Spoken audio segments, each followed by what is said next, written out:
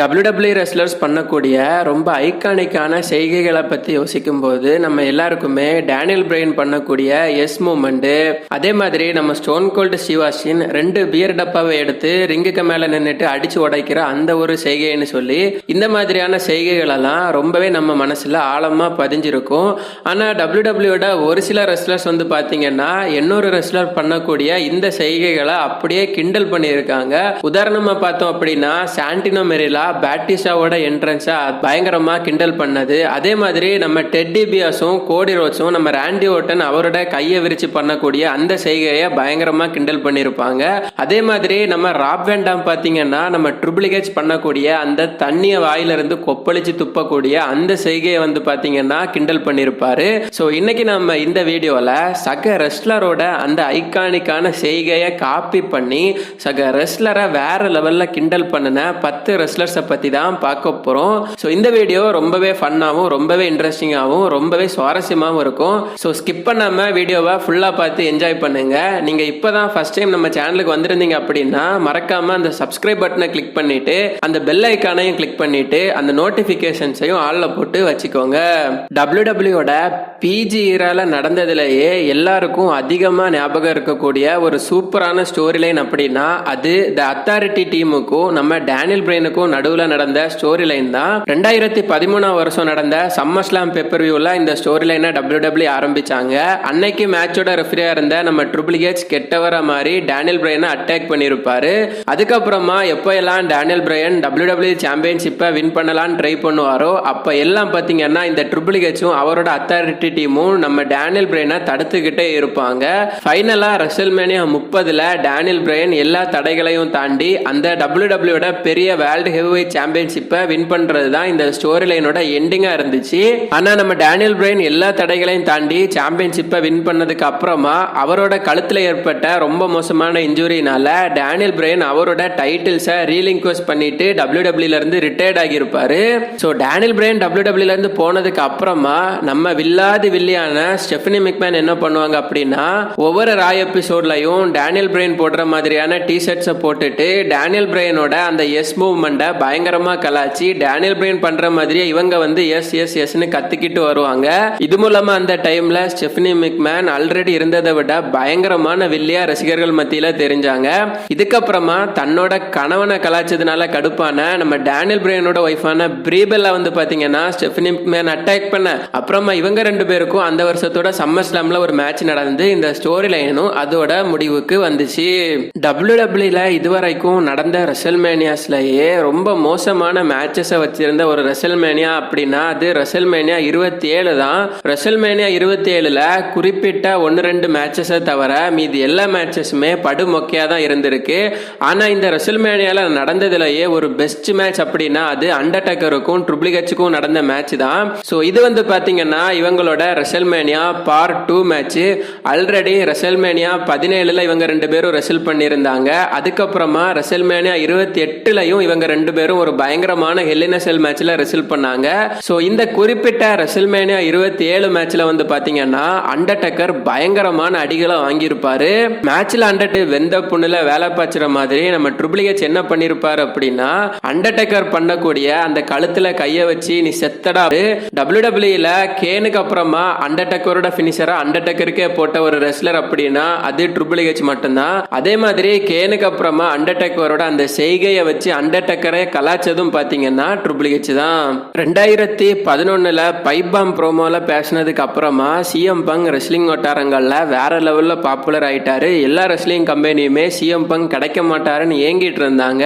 அந்த மாதிரி ரொம்பவே ஹாட்டான ஒரு பீரியட்ல சிஎம் பங்க் இருந்துட்டு இருந்தாரு. அது எப்போ அப்படின்னா 2011 வருஷம். ஆனா இந்த 2011ல காரணமே இல்லாம ட்ரிபிள் ஹெச்சும் கெவின் நாஷும் ஒன்னா இணைஞ்சி சிஎம் பங்கு கூட நாங்களும் ஒன்னா இணைஞ்சி டிவியில வரணும்னு சொல்லிட்டு தேவையில்லாம சம்பந்தமே இல்லாத ஸ்டோரி லைன்ஸ் எல்லாம் பண்ணி நம்ம சிஎம் பங்க போட்டு குழப்பிட்டு இருந்தாங்க. குறிப்பா பாத்தீங்கன்னா அந்த வருஷத்தோட நைட் ஆஃப் சாம்பியன்ஸ் பேப்பர் வியூல ஆரம்பத்துல கெவின் நாஷ் வச்ச சிஎம் பங்குக்கான மேட்சை WWE புக் பண்ணாங்க. ஆனா கெவின் நாஷுக்கு இன்ஜுரி ஆனதுனால அவர் அன்னைக்கு அந்த மேட்ச்ல கம்பீட் பண்ண முடியல. சோ வேற வழி இல்லாம ட்ரிபிள் ஹெச் பாத்தீங்கன்னா சிஎம் பங்க் கூட மோதி இருக்காரு. ஆல்ரெடி சிஎம் பங்கும் WWEல பேபி ஃபேஸ், ட்ரிபிள் ஹெச்சும் பாத்தீங்கன்னா பேபி ஃபேஸ். அதாவது 2 பேருமே ஹீரோ கேரக்டர்ல இருந்தாங்க. சோ மேட்ச்ல யாருக்காக நம்ம சேர் அப் பண்ணணும் அப்படின்னு தெரியாம தெரியாம ஆடியன்ஸ் எல்லாம் ரொம்பவே குழம்பி போயிட்டாங்க.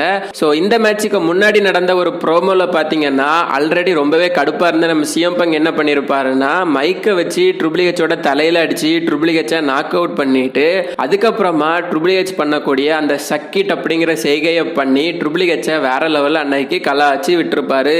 டபிள்யூடபிள்யூட நிறைய ரசிகர்கள் ஜான் மோரிசனை ஷான் மைக்கேல்ஸ் கூட ஒப்பிடுவாங்க. காரணம் ஷான் மைக்கேல்ஸ் ஜான் மோரிசன் ரெண்டு பேருமே பார்க்கறதுக்கு ஒரே மாதிரி இருப்பாங்க, ரெண்டு பேரோட உடற்கட்டும் ஒரே மாதிரி இருக்கும். அது மட்டும் இல்லாம ஷான் மைக்கேல்ஸ் மாதிரி ஜான் மோரிசனும் ஒரு சிறந்த ரெஸ்லர். இவரோட மேட்ச்ல எல்லாம் வேற லெவல்ல ஜான் மோரிசனும் பெர்ஃபார்ம் பண்ணுவாரு.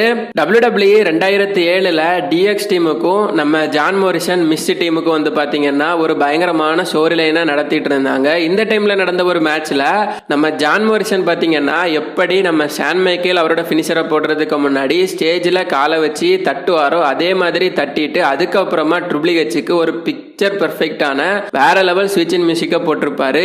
இதே மாதிரி பாத்தீங்கன்னா இதுக்கு முன்னாடி ரெசல்மேனியா 18ல நம்ம கிறிஸ்டரிக்காவும் பாத்தீங்கன்னா இதே மாதிரி ஷான் மைக்கேல்ஸை கிண்டல் பண்ணி காலை ஸ்டேஜில் அடிச்சு அதுக்கப்புறமா ஒரு ஸ்விட்சின் மியூசிக்க போட்டு ஷான் மைக்கேல்ஸ் அவரோட செய்கை மூலமாவே கிண்டல் பண்ணியிருக்காரு.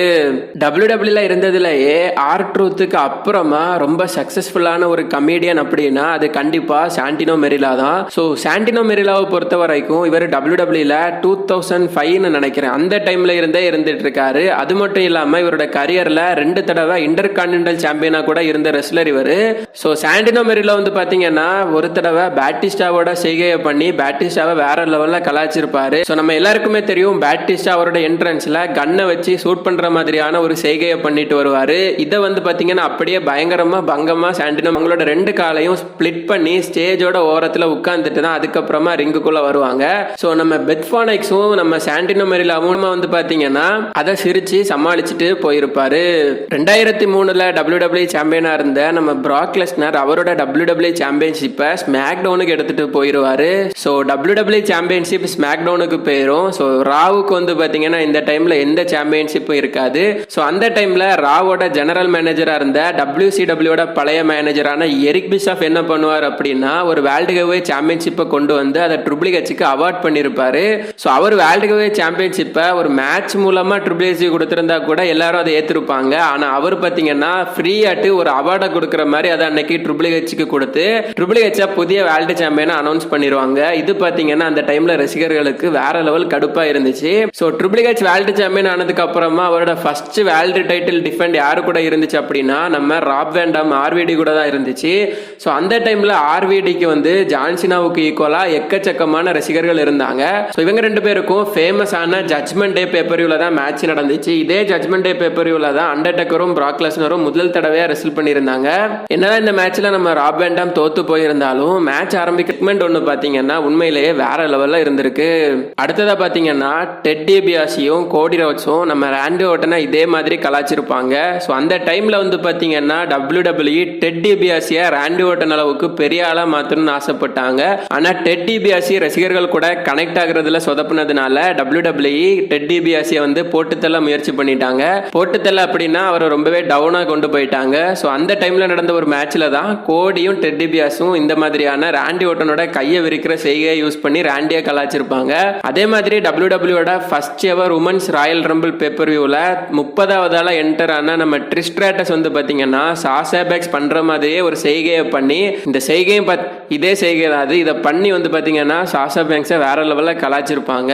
அதே மாதிரி நம்ம பிராக் லெஸ்னருக்கும் ஜான்சினாவுக்கும் நடுவில் நடந்த அந்த சம்மர்ஸ்ல மேட்சை யாருமே மறந்துருக்க மாட்டீங்க. அந்த மேட்ச்ல வந்து பாத்தீங்கன்னா நம்ம பிராக் லெஸ்னர் அண்டர்டேக்கர் எப்படி எழும்பி உட்காருவாரோ அதே மாதிரி உட்கார்ந்து வேற லெவல்ல அண்டர்டேக்கரையே பிராக் லெஸ்னர் அன்னைக்கு கலாச்சி விட்டு இருந்தாரு. ஸோ நம்ம பார்த்ததுல ராப் வேண்டாம் தண்ணியை வச்சு துப்புனது தான் உண்மையிலே வேற லெவல்ல இருந்து அப்படி நான் ஃபீல் பண்றேன். உங்களுக்கு பர்சனலா எந்த ரெஸ்லர் இன்னொரு ரெஸ்லரை வேற லெவல்ல கலாச்சிருக்காரு அப்படின்னு மறக்காம கமெண்ட் பண்ணுங்க. வீடியோ பிடிச்சிருந்தா மறக்காம வீடியோ ஒரு லைக் பண்ணுங்க. நம்ம சேனலை சப்ஸ்கிரைப் பண்ணாம பார்த்துட்டு இருந்தீங்கன்னா சப்ஸ்கிரைப் பண்ணி பெல் ஐக்கானை கிளிக் பண்ணி நோட்டிபிகேஷன்ஸ் ஆல்ல போட்டு வச்சுக்கோங்க. மறக்காம இந்த வீடியோவை உங்களோட ரெஸ்லிங் ஃப்ரெண்ட்ஸ்க்கெல்லாம் ஷேர் பண்ணி விட்டுருங்க. சப்ஸ்கிரைபும் பண்ணிருங்க.